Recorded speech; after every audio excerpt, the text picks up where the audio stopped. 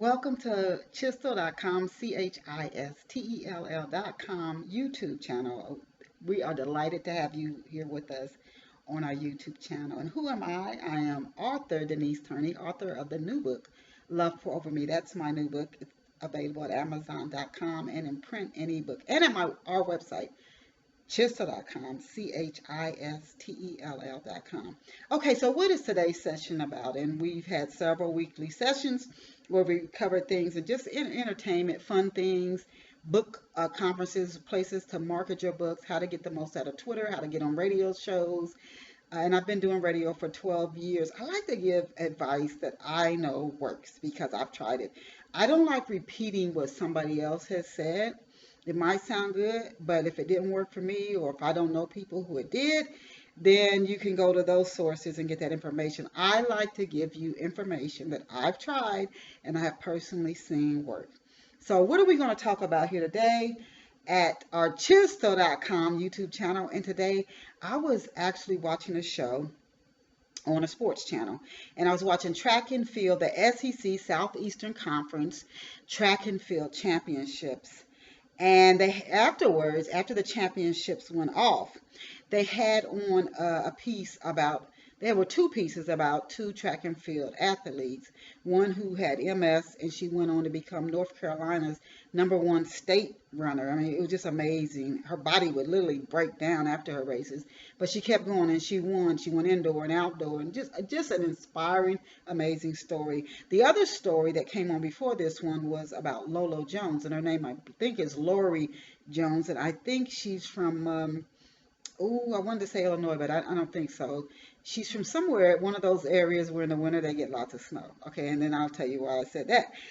So anyway, LoLo Jones had a tough childhood, and her father was in and out of their lives. Her mother raised, I think it was 4 or 5, and I think it was 5 children by herself on $500 a month. Even if you go back to like the 1980s, that is 500 a month is not a lot of money. Let's go back to the 90s, okay? That's just not a lot of money.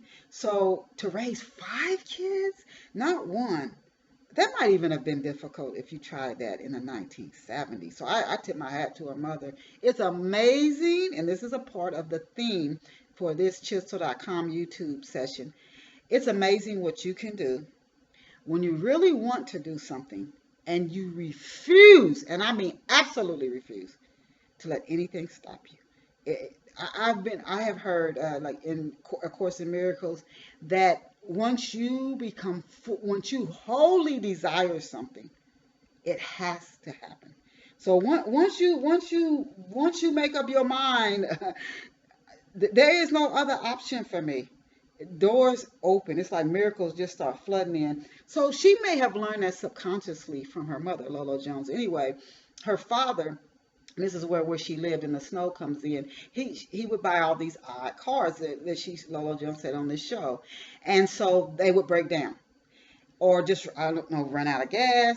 And they would have bags and things to carry, and they would run all the way home. The one scene they showed, it was snowing and she was running home. She was a kid with her dad. That's where she said her running started.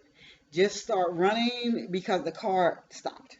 So, and running long distances. Well, she got on the track team. You know how things seem to happen just out of nowhere. And she was very, very good as a hurdler. Well, she got recruited to LSU, and LSU back in the 80s was extremely dominant. They were as dominant as Tennessee, the University of Tennessee was, I would say, in the 70s. They dominated the SEC. So LSU was dominating it in the mid to late 80s. Their women's team was awesome. And so when she came on there, she wasn't like the star of the show like she was in high school. There's a lot of athletes experience when they go to college or the pros. You were the star in college, but now you're in the pros. And so now you're just one of the team.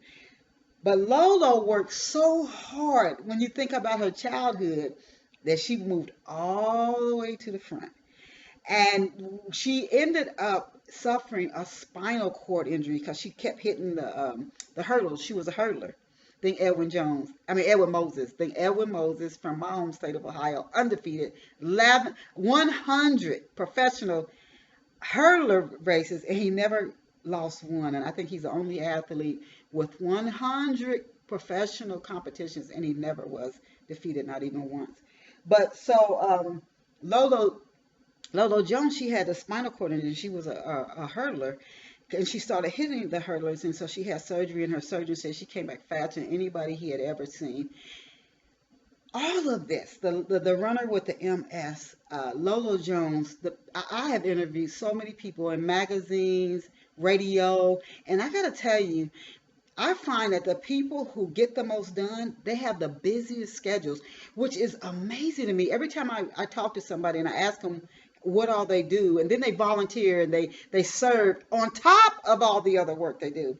And then I find other people who they just have excuses as to why they can't do anything. And their schedule is nothing as full as the other person who just keeps going. I find that remarkable, and it's one of the things they talk about in inertia. Once you start to get still and you don't move, you just get comfortable with that, and that becomes the norm for you. And then just getting up and walking across the floor to change the TV channel, it seems like too much. Or to reach too far for the remote, it seems like too much. Don't let yourself get into that state. Don't let yourself mentally or physically get to a place where you get so comfortable with almost nothing that becomes the norm for you. We were created for greatness.